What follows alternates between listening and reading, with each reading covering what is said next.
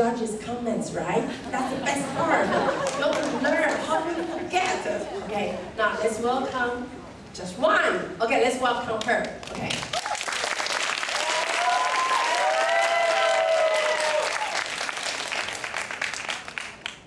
Good afternoon, everyone.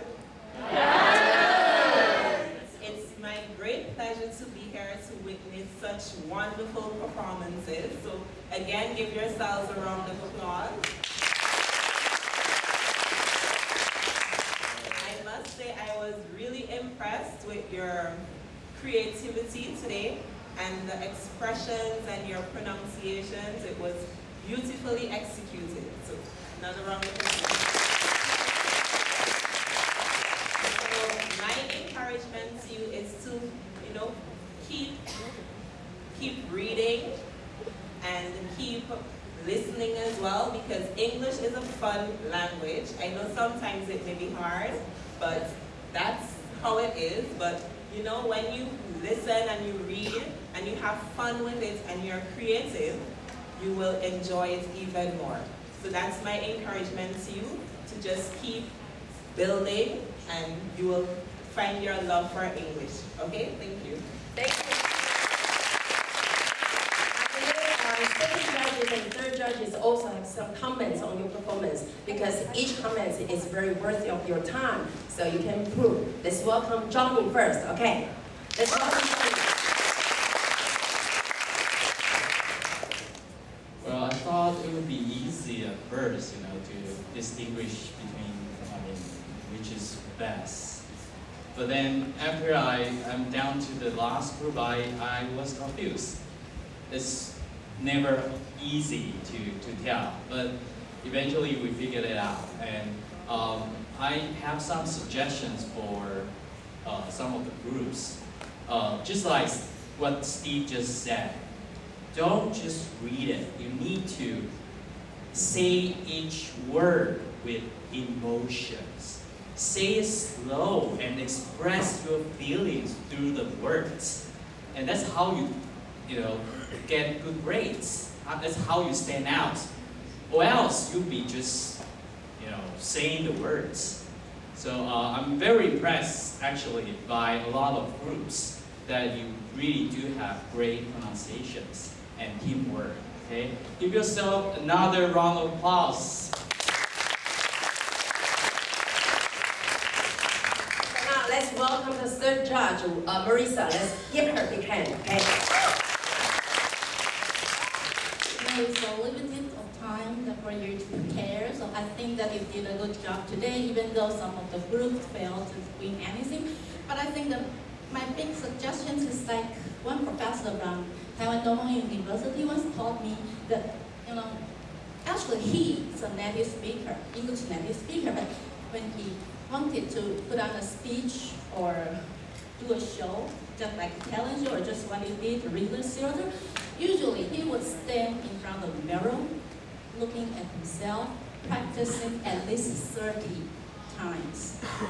And he's a native speaker. That's how he could perform all the speeches so successfully.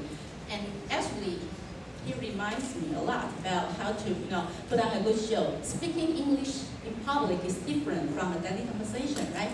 So I think that the big suggestion is that, look at yourself in the mirror, and you can make some revisions. You can revise the lines. You can change. You can put on different faces, right? And that's how you can put on a good show. You have to identify with the roles. Put yourself into the shoes. And actually, I think most of you have been doing a good job today, but for those, there's one or two groups who didn't win anything. Probably the big problem is that I couldn't feel that you are in the roles. That's a big problem, I guess. Agree, right? Okay, that's all my. Oh, give yourself another round of applause. Thank you. I think in the past, all of you have been taught by Steve, right?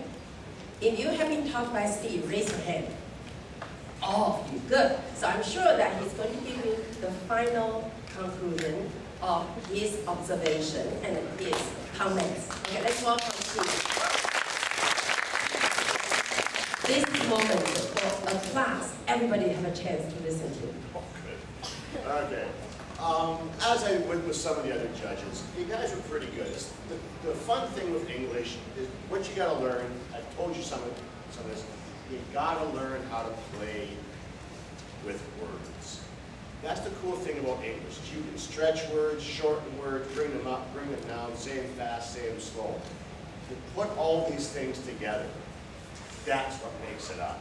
Yeah. It's one thing to read the words and say the words.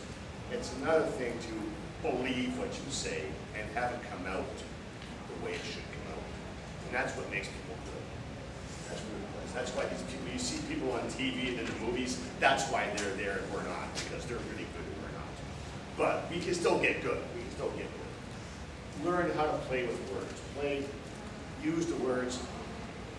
Even when you're at home, just like practicing for lessons, or getting ready for lessons, read it over and just have fun with the words. Like, what happens if I stretch some of these words, or shorten them, or bring them up, or bring them down, or just play with, have fun when I say them. Try it, because you can do lots and lots of different things with words. Be expressive. And that's the really fun thing. That's the one thing the English language has that's actually pretty good about it. Other than crazy prepositions and tenses and everything else. You can learn, you can play with the words, much more so than you can other languages. And it makes it a lot of fun that way, it really is. So learn how to play with words, learn how to use words, and really get the most out of it, how to say it with expression and emotion. Just fun. Yeah, but I don't know, you guys all did really, really, really well today. Good job. So it's sunny outside, so give us a big hand for the weather. Yay!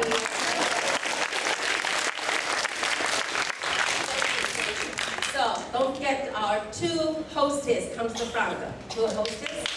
Thank you very much for all your efforts.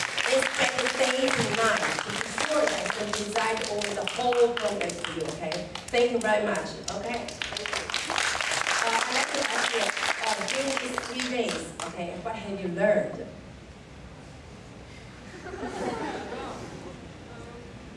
You go first.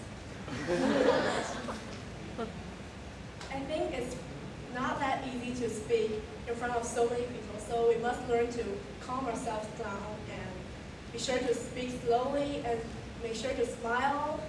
And I guess that's pretty important for us. Maybe in the future we'll have some interviews. That's pretty important for us now. Okay, thank you. I've learned how to raise the atmosphere and the audience attention and Okay, thank you.